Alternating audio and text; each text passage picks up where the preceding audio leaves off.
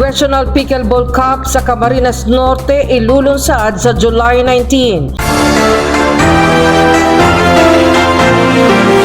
Ilulunsad sa darating na July 19, 2026 ang kauna-unahang Congressional Pickleball Cup Trio Challenge, isang sports tournament na inaasahang magtitipon ang mga veterano at baguhang manlalaro ng pickleball mula sa iba't ibang bayan ng Camarines Norte at mga karatig lugar. Ang torneo ay pinangungunahan ng tanggapan ni Congresswoman Rosemary Conejos Panotes sa pakikipagtulungan ng kanyang Chief of Staff na si Voltaire Conejos bilang bahagi ng kanilang advokasya na higit pang mapaunlad ang sports development sa lalawigan. Ayon sa mga organizer, layunin ng torneo na palaganapin ang mabilis na lumalaking sport na pickleball sa Camarines Norte kasabay ng pagtataguyod ng sportsmanship, pagkakaisa at aktibong pamumuhay sa komunidad. Tampok sa kompetisyon ang Trio Challenge format kung saan bawat kupunan ay bubuuin ng 3 manlalaro na magtatapat laban sa iba pang mga kupunan sa iba't ibang kategorya. Mas lalo pang pinasigla ang torneo sa pamamagitan ng garantisadong cash prize pool na hatiin sa 3 kategorya. Magkakaloob din ang tropeyo sa tatanghaling overall champion. Ayon sa organizer na si PJ Garcia, isang mahalagang milestone ang torneo dahil ito ang kauna-unahang Congressional Pickleball Cup na isinulong at sinuportahan ni Congresswoman Panotes. Inaasahan nilang magsisilbi itong simula ng mas marami pang katulad na paligsahan na magpapalago sa pickleball sa lalawigan. So, isang napalaking milestone ito. This is the first Congressional Pickleball Cup na sponsored ni Congresswoman Rosemary C. Panotes. Napakalaki na ng pickleball community dito sa Camarines Norte. Sa sobrang laki, hindi na tayo magkakakilala. So, isa ito sa mga objectives ng tournament na to.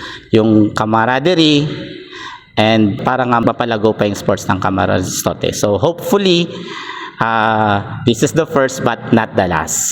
Bukas pa ang pagpaparehistro hanggang July 15, 2026. Ang registration fee ay 1,800 pesos para sa Category 1, 2,700 pesos para sa Category 2, at 3,000 pesos para sa Category 3. Sa ngayon, inopen namin siya sa residents of Camarines Norte and Karatig Club lang. So, ang target namin yung mga kaibigan natin sa Naga, sa Tabaco, Legazpi.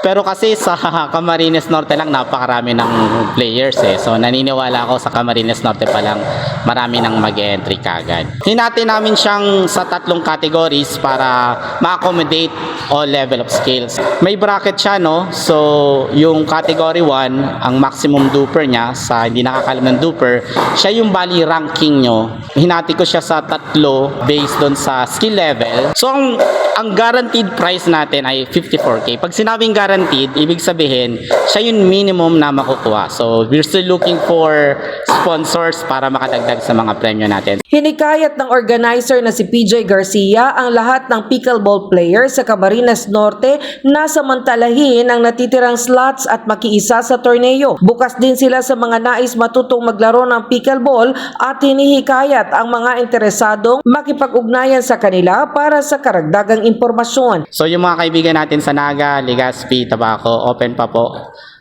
Unahan lang po. So pag na-fill na po yung 12 slot, sorry, hindi na po kami mag-accept ng entries. Pero syempre po, priority natin yung mga taga-Cam Norte.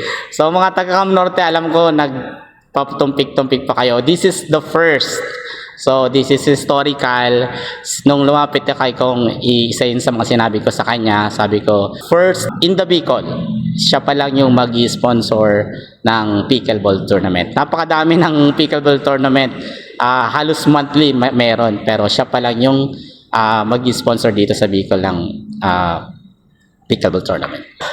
Marami pa tayong slots na open. Ang registration natin hanggang July 15 pa. Punta lang kayo po doon sa page ko, PJC Garcia. Nandun po yung link para sa registration form ng Google. Ang entry fee po sa category 1 is 1,800, category 2, 2,700, and then category 3 is 3,000 pesos. Nagbahayag din ng pasasalamat ang organizer kay Congresswoman Rosemary Conejos Panotes, kay Chief of Staff Voltaire Conejos at sa lahat ng sponsors at mga individual na nagbigay ng suporta at pledges upang maisakatuparan ang kauna-unahang Congressional Pickleball Cup sa Camarines Norte. Again po, maraming salamat kay Congresswoman Rosemary C. Panotes and kay Chief of Staff Voltaire Conejos sa pag-sponsor sa tournament na ito. Pinapasalamatan ko din po ang mga nag-pledge at yung magpe-pledge pa kay Sir Mark Desi Pimentel, kay Sir Jeffrey Fernandez from 7-Eleven, Sampaguita Pickleball Store, thank you so much po sa pag-sponsor. Kay Sir Vincent Varin, thank you so much sa pag-pledge. At sa mga magpa-pledge pa po, maraming salamat. And kay Photo Grace po, thank you. Nag-pledge po siya kanina ng additional medals para sa individual awards. Thank you so much po.